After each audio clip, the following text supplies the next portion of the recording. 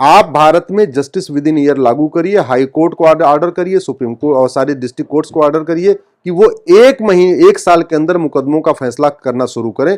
अगर जो कठिनाई आ रही है आप सरकार से बात करिए। भाई chief justice of India judiciary के मुखिया हैं, जुडिशरी हमारी अलग है ना, न्यायपालिका अलग है, कार्यपालिका अलग है, तो जुडिशरी के मुखिया चीफ जस्टिस ऑफ इंडिया है। मैं जस्टिस चंचूड़ साहब से रिक्वेस्ट करता हूं कि आप अपने पूरे देश भर में जजों से बात करिए, एक साल के अंदर मुकदमे का फैसला करने के लिए क्या क्या इंफ्रास्ट्रक्चर चाहिए, कितने जज चाहिए, कितने क्लर्क चाहिए, कितनी कोर्ट चाहिए, जो जो चाहिए, या किन किन कानूनों में बदलाव करने की जरूरत है, कौन से नए कानून बनाने की जरूरत है, कौन पुराने कानून बदलने, ये सारा डिटेल बना के आप सरकार को दीजिए। आपके पास पावर है, आपके पास, आप पीआईएल सुनते हैं, 7-7 जजों की बेंच बनाते हैं, 9 जज की बेंच बनाते हैं। हम कह रहे हैं एक बार 5 जजों की बेंच इस पे बनाइए, जस्टिस विद इन ईयर पे, और जितने आपके पास सेशन आते हैं, हाई कोर्ट से सेशन आते हैं, डिस्ट्रिक्ट कोर्ट, सारे सेशन लेके प्राइम मिनिस्टर से बात करिए, सीधे 1-to-1 बैठ के बात करिए। बात करके उनको अपना प्रस्ताव दे दीजिए कि भाई हमको एक साल के अंदर न्याय करने के लिए हमको इतना सामान चाहिए, इतना बजट चाहिए, हमको इतने जज चाहिए, इतने क्लर्क चाहिए, इतना क्लरिकल स्टाफ चाहिए, जो भी चाहिए, इतना इंफ्रास्ट्रक्चर चाहिए।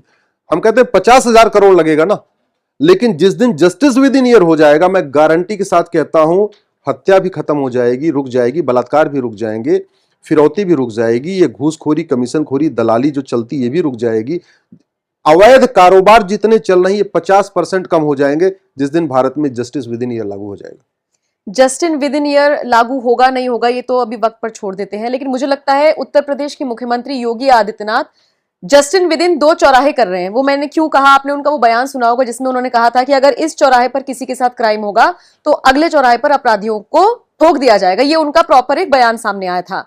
अब अंबेडकर नगर में एक लड़की का दुपट्टा खिंचता है और उसके बाद जिस तरीके से एक्शन लिया गया, कुछ लोग उसकी तारीफ कर रहे हैं, कुछ लोग उन पर सवाल उठा रहे हैं। बाकी योगी आदित्यनाथ के काम करने का तरीका कैसा है वो आपने देखा ही होगा। उन पर सवाल ये उठते हैं, आप ऐसे कैसे बुलडोजर भेज देंगे, इसमें परिवार की क्या गलती है, ऑन द स्पॉट आप कैसे न्याय कर देंगे, क्यों आप किसी को गोली मार देंगे, क्यों आप इस तरह की बातें कर रहे हैं। योगी आदित्यनाथ के काम करने के अंदाज को आप किस तरह से देखते हैं, क्या वो ठीक कर रहे हैं और उनके राज में यूपी बदल रहा है? देखिए, संविधान के प्रियम्बल में अगर आप देखिए तो उसमें लिखा है इक्वलिटी, जस्टिस, लिबर्टी, फ्रेटर्निटी। लेकिन अगर मैं हमसे कोई पूछे कि संविधान का लक्ष्य क्या है, तो मेरा यह मानना है कि संविधान का लक्ष्य है राम राज्य की स्थापना, और राम राज्य की स्थापना का मतलब धर्म की जय हो, अधर्म का नाश हो, प्राणियों में सद्भावना हो, विश्व का कल्याण हो। अगर आप योगी जी के कार्यों को देखिए तो वो यूपी में धर्म की जय कर रहे हैं, अधर्म का नाश कर रहे हैं, प्राणियों में सद्भावना विकसित कर रहे हैं। क्योंकि जो सद्भावना होती है, रामचरितमानस में लिखा है, भय बिन होय न प्रीत, बिना भय के प्रीति नहीं होती है। ये घर में भी है, अगर पिता का डर ना हो तो चारों भाई आपस में लड़ते रहते हैं। पिता का खौफ रहता है, अगर ज्यादा इधर उधर किया तो पिताजी पिटाई कर देंगे, चारों भाई आराम से प्रेम से रहते हैं, भाई बहन भी ठीक ठाक रहते हैं, भाई भाई भी ठीक ठाक रहते हैं। तो भय बिन होय न प्रीत, मेरा ये मानना है कि योगी जी बहुत अच्छा काम कर रहे हैं। और उसके एक मैं आपको एग्जाम्पल बताता हूँ। पूरे देश में धर्मांतरण हो रहा है, लेकिन धर्मांतरण कराने वालों पे कहीं एनएसए नहीं लगता है। केवल एक ही प्रदेश है जहां धर्मांतरण कराने वालों पे एनएसए लगता है। आप गूगल कर लीजिएगा, अभी गाजियाबाद के पुलिस कमिश्नर से पुलिस ने भी एनएसए लगाया है। एक आदमी ने वो गेम के जरिए जिहाद किया था, कन्वर्जन कराया था, उस पर एनएसए लगाया। तो पूरे देश में धर्मांतरण के खिलाफ अगर एनएसए लगता है तो यूपी है। पूरे देश में घुसपैठियों पे एनएसए लगता है तो वह है यूपी। पूरे देश में जिहादियों पे कहीं एनएसए लगता है तो यूपी। इसलिए मैं उनको धन्यवाद दूंगा, क्योंकि वो अधर्म का नाश करने के लिए पुरजोर ताकत लगा रहे हैं। लेकिन मेरा ये मानना है कि वो कहते नहीं, ड्राइवर बहुत अच्छा हो, गाड़ी अगर खराब हो तो यात्रा सुरक्षित नहीं होती है। डॉक्टर बहुत अच्छा हो, दवा घटिया हो तो शरीर स्वस्थ नहीं रहता। तो योगी जी बहुत अच्छा काम कर रहे हैं, लेकिन कहीं कानूनों में खामियां हैं, उसका फायदा ये जो असामाजिक तत्व उठाते हैं। तो समय आ गया है कि 1950 से पहले बने सारे कानूनों को खत्म किया जाए, पुलिस रिफॉर्म किया जाए, जुडिशियल रिफॉर्म किया जाए, इलेक्शन रिफॉर्म किया जाए, एजुकेशन रिफॉर्म किया जाए, भारत में वैदिक शिक्षा व्यवस्था, गुलामी की चीजें खत्म हो, हर व्यवस्था का भारतीयकरण हो, भारत में अपने आप राम राज्य आ जाएगा। खालिस्तानियों से कैसे निपटेगी सरकार? उनसे निपटने के लिए क्या करना चाहिए? सोचिए, एक खालिस्तानी आतंकवादी के लिए 2 देशों में उनके संबंध बिगड़ गए और सब जानते हैं खालिस्तानियों का एजेंडा क्या है। और ऐसे में भारत सरकार ने, हालांकि मैंने अभी कहीं पे पढ़ा था कि एक्शन लिया है, अब उनका वीजा कैंसिल किए जाएंगे ताकि वो बाहर बैठकर जो सारी चीजें कर रही हैं वो भारत में अप्लाई ना हो सके, वो यहाँ पर आ ना सके। लेकिन इनका दी एंड कैसे किया जा सकता है? देखिए, अगर कोई गाड़ी चल रही है उसको रोकने का 2 ही तरीका है, या तो पहिया पंचर कर दीजिए, उसका पेट्रोल की पाइप खोल दीजिए, पेट्रोल की पाइप खत्म खोल दीजिए, गाड़ी अपने आप बंद हो जाएगी। ये जितना भी खालिस्तानी मूवमेंट है, और केवल खालिस्तानी नहीं, मैं उसको और आगे बढ़ा देता हूं, चाहे माओवाद है, चाहे नक्सलवाद है, चाहे जिहाद है, चाहे धर्मांतरण, देश विरोधी, भारत विरोधी जितनी भी गतिविधियां हैं, भारत विरोधी जितने भी मूवमेंट चल रहे हैं, इन सब की विदेशी फंडिंग होती है। और उस फंडिंग के लिए कांग्रेस ने कानून बनाया था 2010 में, उसको कहते हैं एफसीआरए।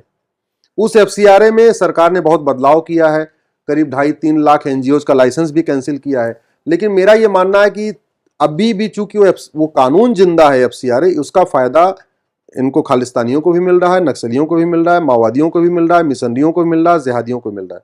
सरकार को तत्काल एफसीआरए कानून खत्म करना चाहिए। और फिर बात वही आई, एक व्यक्ति भारत के खिलाफ कुछ काम करे, आप 1 साल के अंदर उसको फांसी दे दीजिए, खौफ पैदा हो जाएगा, भय बिन होय न प्रीत।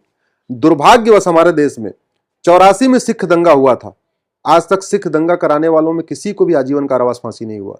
1990 में कश्मीर में नरसंहार हुआ था, किसी नरसंहार करने वालों को, यासीन मलिक अभी बाहर बैठा हुआ, बिट्टा कराटे बाहर बैठा हुआ, किसी को सजा आजीवन कारावास फांसी हुई क्या? सड़ी हुई न्यायिक व्यवस्था को बदलना जरूरी है। भारत की पुलिस व्यवस्था और भारत की न्याय व्यवस्था ये सड़ चुकी है, यहां केवल तारीख पे तारीख मिलती है। भारत की पुलिस व्यवस्था और न्यायिक व्यवस्था पूरी तरीके से भ्रष्टाचार से लिप्त हो चुकी है। थाने दलाली के अड्डे बन चुके हैं, तहसील कमीशन खोरी का अड्डा बन चुका है, डिस्ट्रिक्ट कोर्ट में जब खूब जम के वहां पे न्याय बिक रहा है। न्याय, इसके लिए भारत को सुधारने के लिए न्यायिक व्यवस्था को बदलना पड़ेगा और भ्रष्टाचार के खिलाफ कठोर कानून बनाना पड़ेगा। भ्रष्टाचार के खिलाफ दुनिया के कई देशों में फांसी दी जाती है, कई देशों में आजीवन कारावास किया जाता है। अभी सिंगापुर में कुछ दिन पहले एक व्यक्ति के पास 900 ग्राम गांजा मिला था, उसको फांसी दे दिया। अभी चीन में एक व्यक्ति ने किसी से 2 लाख युआन घूस ले लिया था, कंपनी का जीएम था, उसको फांसी दे दिया। फांसी का खौफ रखना बहुत जरूरी है। जैसे अग्नि मिसाइल हमने बनाया है, रोज चलाई थोड़ी जाती, बस बना डराने के लिए रखते हैं। परमाणु बम चलाने के लिए नहीं बनाया जाता, डराने के लिए बनाया जाता है। ऐसे जो फांसी वाला कानून, ये डराने के लिए बनाया जाता है। अब हमने इसमें रेप वाले केस में, पॉक्सो में जो बच्चियों के साथ होता है, उसमें फांसी कानून बना तो दिया, लेकिन हो कहां रहा है? मुकदमा 30 साल चल रहा है, 40 साल चल रहा है। इसलिए जुडिशियल रिफॉर्म जरूरी है, जस्टिस विद इन ये जरूरी है। आप केवल खालिस फंडिंग, विदेशी फंडिंग खत्म कर दीजिए और भारत के अंदर का जो ब्लैक मनी खत्म कर दीजिए। ये सारा आपका खालिस्तानी मूवमेंट भी खत्म हो जाएगा, माओवाद नक्सलवाद खत्म हो जाएगा, जिहाद जो बड़े पैमाने पर हो रहा है खत्म हो जाएगा, सड़क के किनारे जो अवैध निर्माण होते हैं ये भी रुक जाएंगे।